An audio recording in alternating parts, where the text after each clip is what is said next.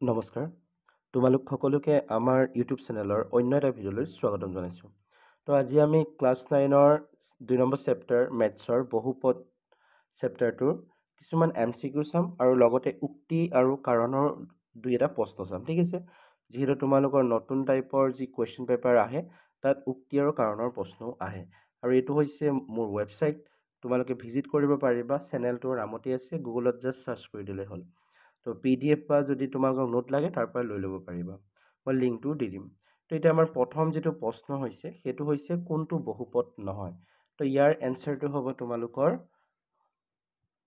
B, কাৰণ তোমালোকে সকলোৱে জানা বহুপদ হ'বলৈ হ'লে যিবোৰ চলক আছে সিহঁতৰ ঘাতবোৰ সদায় কেনেকুৱা হ'ব লাগে, তোমালোকৰ অখণ্ড সংখ্যাত থাকিব লাগে আৰু ধনাত্মক হ'ব লাগে। আৰু ধনাত্মক মিনছ কি হয়, ধৰি লোৱা এইটো এটা চলক হ'ল, তো ইয়াৰ ঘাতটো 2 হ'ব লাগিব, 3 হ'ব লাগিব বা 1 হ'ব লাগিব, মাইনাছত থাকিব নোৱাৰিব। তো ইয়াত তোমালোকৰ যিটো চলক আছে বি অপশ্যনটোত, তাত চোৱা ৱাইটো তলত আছে, ৱাইটো যেতিয়া তলত আছে ওপৰলৈ গ'লে তাৰ ওপৰৰ ঘাতটো কি হৈ যাব, -1 হৈ যাব। ঠিক আছে, তো -1 যেতিয়া হৈ যাব তেতিয়াহ'লে সেইটো কি হৈ যাব, ঋণাত্মক হ'ব। তো ঋণাত্মক হ'লে সেইটো বহুপদ নহ'ব। ঠিক আছে, ঘাতটো সদায় কি হ'ব লাগিব, ধনাত্মক হ'ব লাগিব। তাৰপিছত আমি দ্বিতীয়টো প্ৰশ্ন চাওঁ। তো 2 নম্বৰ প্ৰশ্নটো হৈছে আমাৰ তলৰ কোনটো বীজগণিতীয় ৰাশিৰ চলক এটা বহুপদ আছে, মানে তলত যিমানকেইটা অপশ্যন আছে সেই অপশ্যন কেইটাৰ ভিতৰত তোমালোকৰ কোনটো বহুপদ হয়, আৰু বহুপদ হোৱাৰ লগতে কোনটোত কেৱল এটাই চলক x থাকিব লাগিব। তো অপশ্যনকেইটা যদি তোমালোকে ভালদৰে চোৱা তাত দেখা পাবা যে প্ৰতিটোৰে বহুপদত বা প্ৰতিটোৰে অপশ্যনত চলক এটাই আছে আৰু সেইটো হৈছে তোমালোকৰ x। ঠিক আছে, তো গতিকে আমাৰ বহুপদ কেইটাত থকা চলকটো হৈছে x, গতিকে বেলেগ চলক আমাৰ চোৱাৰ দৰকাৰ নাই, খালি আমি চাব লাগিব যে অপশ্যন কেইটাত থকা যিকেইটা ৰাশি বীজগণিতীয় ৰাশি সেইকেইটা বহুপদ হয় নে নহয়। তো ইয়াত যদি তোমালোকে কৰি চোৱা A, B, D এইকেইটা তোমালোকৰ বহুপদ নহয়, ইহঁতৰ ঘাতবোৰ অখণ্ড সংখ্যা নহয়। কিন্তু চিটো যেতিয়া তোমালোকে ছল্ভ কৰিবা তেতিয়া দেখা পাবা যে এইটো এটা বহুপদ হয়, ইয়াৰ ঘাতটো ধনাত্মকত আহি যাব। তো শুদ্ধ উত্তৰ হ'ব C। আমাৰ তৃতীয়টো প্ৰশ্ন হৈছে px² + qx + rx⁴ + 5 এই বহুপদটো কোন প্ৰকাৰৰ হয়। তো যদিহে বহুপদ এটাৰ ঘাত 2 থাকে সেইটো সদায় দ্বিঘাত বহুপদ হয়। তো ইয়াত যদি চোৱা ইয়াৰ ঘাতটো 2 আছে, মেক্সিমাম যিটো ঘাত হয় সেইটো তোমালোকৰ কি হ'ব লাগিব, 2 যদি হয় তাক আমি দ্বিঘাত বুলি কওঁ। কিন্তু ইয়াত যদি চোৱা ইয়াতো তোমালোকৰ কি আছে, ঘাত 4 আছে। তো আটাইতকৈ বেছি ঘাত কি আছে, 4 আছে। তো সেইকাৰণে ইয়াৰ শুদ্ধ উত্তৰটো কি হ'ব, চতুৰ্ঘাত। ঠিক আছে,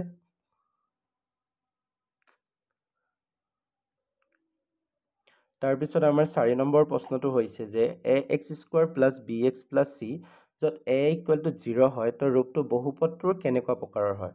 চ' ইয়াত তোমালোকক কৈ দিছে a = 0। তো যদিহে তোমালোকৰ যিটো বহুপদ আছে তাত যদি a সমান কি বহাই দিয়া, 0 বহাই দিয়া, তেতিয়াহ'লে এই প্ৰথম যিটো পাৰ্ট আছে সেইটো 0 হৈ যাব, তো অৰ্থাৎ স্কোৱাৰটো 0 হৈ যাব।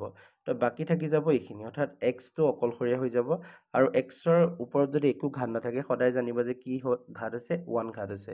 আৰু যেতিয়া চলক এটাৰ ঘাত 1 হয় তাক আমি কি বুলি কওঁ, ৰৈখিক বহুপদ বুলি কওঁ। তো ইয়াৰ শুদ্ধ উত্তৰ হ'ব তোমালোকৰ A। তাৰ পিছৰ প্ৰশ্নটোলৈ আমি যাওঁ, অৰ্থাৎ 5 নম্বৰ যিটো প্ৰশ্ন আছে। ঠিক আছে, তো 5 নম্বৰ প্ৰশ্নটো যদি আমি চাওঁ ইয়াত আমাক কৈছে 3x⁴ + 2x বহুপদটোৰ শ্ৰেণী বিভাগ হ'ল, মানে এইটো কোনটো বহুপদত পৰিব। তো ইয়াত যদি চোৱা মেক্সিমাম ঘাত আটাইতকৈ বেছি ঘাত 4 আছে, গতিকে বহুপদটো কি হ'ব, চতুৰ্ঘাত হ'ব। কিন্তু অপশ্যন কেইটাত যদি আমি চাওঁ তাত আমাৰ কি আছে, এক পদ আছে, দ্বিপদ আছে, ত্ৰিপদ আছে আৰু ওপৰৰ আটাইবোৰ বুলি আছে। তো ইয়াত যদি চাওঁ ইয়াত আমাৰ এনচাৰটো অপশ্যন কেইটা অকণমান ভুল হৈছে। তো ইয়াত চতুৰ্ঘাত হ'ব এনচাৰ তোমালোকৰ। ঠিক আছে, যিহেতু আটাইতকৈ বেছি ঘাত কি আছে তোমালোকৰ 4, তো গতিকে শুদ্ধ উত্তৰটো হ'ব তোমালোকৰ চতুৰ্ঘাত। তো অপশ্যন কেইটা ইয়াত দিয়া নহ'লে, তো সেইটো এবাৰ চাই ল'বা। তাৰপিছত আহিলে আমাৰ 6 নম্বৰ প্ৰশ্নটো। তো 6 নম্বৰ প্ৰশ্নটো আমাক কৈছে কি p(x) = 2x + 5 বহুপদটোৰ শূন্য। তো এনেকুৱা যদি প্ৰশ্ন আহে কোনো এটা বহুপদৰ তোমালোকক শূন্য উলিয়াব দিয়ে, তেতিয়াহ'লে কি কৰিবা, যিটো বহুপদ দিয়া হৈ থাকে সেইটো আমি শূন্য সমান বুলি ধৰি ল'ব লাগে। অৰ্থাৎ px = যদি আমি 0 ধৰোঁ তেতিয়াহ'লে pxৰ ঠাইত আমি কি বহাব পাৰিম, 2x + 5 ইকুৱেল টু 0। তো ইয়াৰ পৰা যদি আমি এক্সৰ মানটো উলিয়াবলৈ যাওঁ, এনচাৰ আহিব আমাৰ -5/2, অৰ্থাৎ আমাৰ শুদ্ধ উত্তৰ হ'ব ডি। তাৰপিছত আহিলে আমাৰ 7 নম্বৰ প্ৰশ্নটো। তো 7 নম্বৰ প্ৰশ্নটো যদি চাওঁ, ইয়াত আমাক কৈছে 3x² - 1 বহুপদটোৰ শূন্যবোৰ হ'ল। তো ইয়াৰো ছেম একে প্ৰচেছ হ'ব শূন্যবোৰ উলিওৱা। তো শূন্যবোৰ উলিয়াবা, যিহেতু তোমালোকে অনুশীলনী কৰিছা চাগে, তো তাত শূন্য উলিওৱা শিকিছা। তো ময়ো ভিডিঅ' আপলোড কৰিম, তাতো চাই ল'ব পাৰিবা, এতিয়ালৈকে আপলোড কৰা নাই। তো ইয়াৰ যদি আমি শুদ্ধ উত্তৰটো চাওঁ, যদিহে আমি শূন্যবোৰ উলিয়াওঁ, তেতিয়াহ'লে শুদ্ধ উত্তৰ হ'ব আমাৰ ডি। ঠিক আছে। তাৰপিছত আহিলে আমাৰ 8 নম্বৰ প্ৰশ্ন।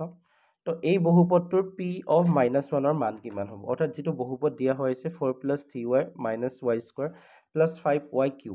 তো ইয়াৰ P of E মানে তোমালোকে যদি চোৱা ভালকে, তোমালোকৰ যিটো বহুপদ লিখা আছে সেইটো P of y বুলি লিখা আছে। ঠিক আছে। অৰ্থাৎ উলিয়াব দিছে তোমালোকক P of -1, অৰ্থাৎ y সলনি কি বহাব লাগে? -1 বহাব লাগে। তো ইয়াত তোমালোকৰ যিটো বহুপদ দিয়া আছে সেই বহুপদটোৰ য'ত য'ত y আছে তাত -1 বহাই দিবা, আৰু -1 বহাই দিলে তোমালোকৰ শুদ্ধ উত্তৰটো কি আহি যাব? এ আহি যাব, অৰ্থাৎ -5 তোমালোকৰ শুদ্ধ উত্তৰ হ'ব। ঠিক আছে। তাৰপিছত আহিলে আমাৰ 9 নম্বৰ প্ৰশ্ন। 9 নম্বৰটোত শূন্যৰ সংখ্যা সুধিছে। তো এনেকুৱা প্ৰশ্ন যেতিয়া দেখা পাবা শূন্যৰ সংখ্যা, তেতিয়া সদায় চাবা আটাইতকৈ বেছি ঘাত কিমান হয়। তো ইয়াত যদি চোৱা আটাইতকৈ বেছি ঘাত 2 হয়। ইয়াততো ওপৰত একোৱেই নাই, ওপৰত একো নাই মানে ঘাত কিমান হ'ব? সদায় 1 হ'ব। তো গতিকে সেইটো ফালৰ পৰা যদি চাওঁ, আটাইতকৈ বেছি ঘাত আছে 2। তো আটাইতকৈ বেছি ঘাত যিমান থাকিব সিমানটাই আমি শূন্য বিচাৰি পাম। তো ইয়াত শুদ্ধ উত্তৰটো হ'ব বি। তাৰপিছত আহিলে আমাৰ 10 নম্বৰ প্ৰশ্নটো। তো P of x = x + 3 হ'লে P of x + P of -xৰ মান কিমান হ'ব? তো ইয়াৰ এনচাৰটো হ'ব আমাৰ কি? কৰি চাব লাগিব। কৰি চালে আমি শুদ্ধ উত্তৰটো, ইয়াত এনচাৰটো আমাক কি দিয়া হৈছে? ডি দিয়া হৈছে। তো এবাৰ কৰি চাবা তোমালোকে কিনো ওলাই, তো চেক কৰিবা। তো এনচাৰটো হ'ব কি? ডি হ'ব। ঠিক আছে। তাৰপিছত আহিলে আমাৰ 11 নম্বৰটো।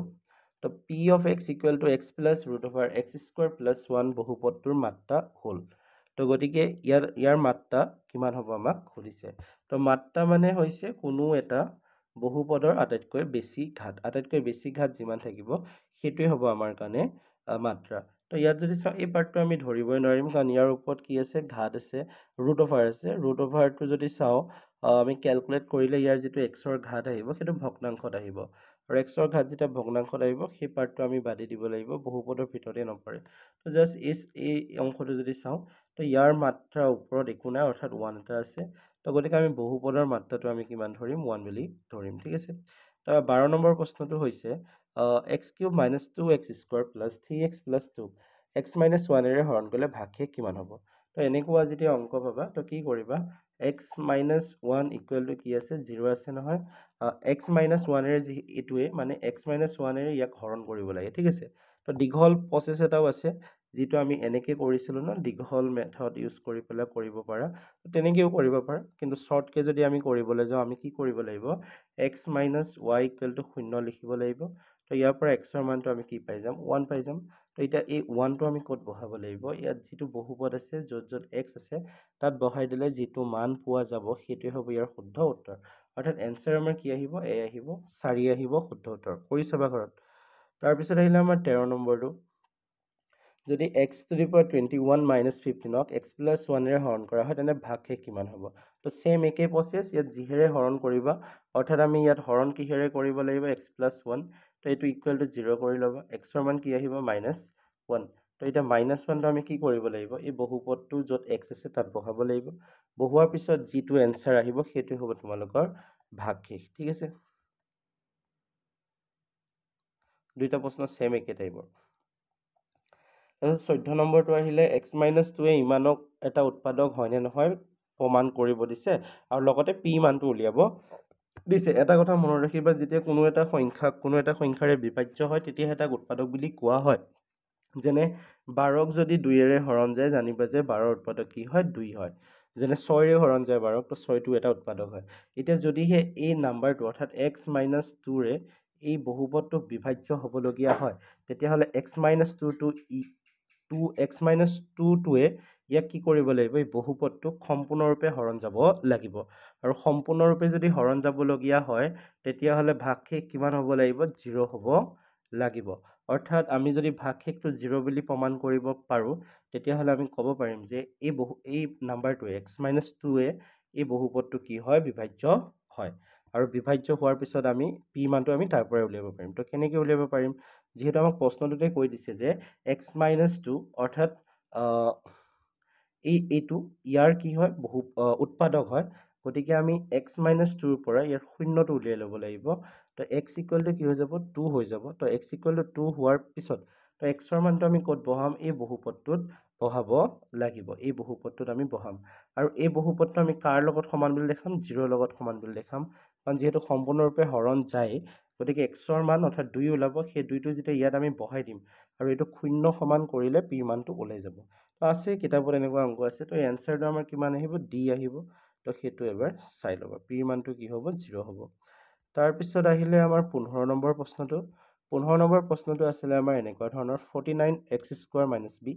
equal to 7x plus half whole into 7x minus half হয় তেন্তে b ৰ মান কিমান হ'ব তো এইটো এবাৰ ঘৰত কৰি চাবা তো ইয়াৰ শুদ্ধ উত্তৰটো হ'ব তোমালোকৰ c হ'ব ঠিক আছে তো আজি আমি 15টা কৰিলোঁ ইয়াত টোটেল 30টামান প্ৰশ্ন আছে তো যিহেতু এটা ভিডিঅ'ত কৰিলে বেছি দীঘল হ'ব ইয়াৰ পিছত আৰু এটা ছেকেণ্ড পাৰ্ট আপলোড কৰিম এই পাৰ্টটোৰ যিমানকেইটা MCQ সৰু সুৰা আছে সেইকেইটা আমি ডিছকাছ কৰিম তো পাছলৈ আমি এনেকৈও কৰি যাম যদিহে পাৰোঁ ধন্যবাদ